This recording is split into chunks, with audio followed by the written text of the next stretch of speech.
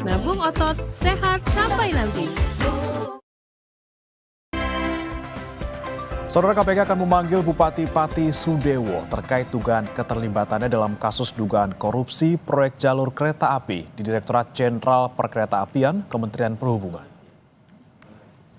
Juru bicara KPK Budi Prasetyo bilang Sudewo menjadi salah satu pihak yang diduga menerima aliran komitmen fee dari proyek pembangunan jalur kereta api saat menjabat sebagai anggota DPR RI. KPK membuka peluang memanggil Bupati Pati Sudewo meminta keterangan terkait penyelidikan kasus tersebut.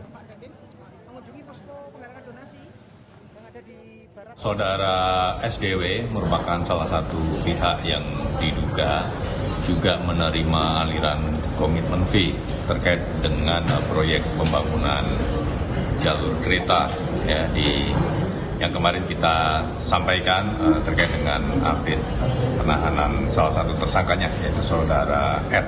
Penyidik akan mendalami dan tentu nanti kami akan update proses penyidikan terkait dengan saudara SDW ini seperti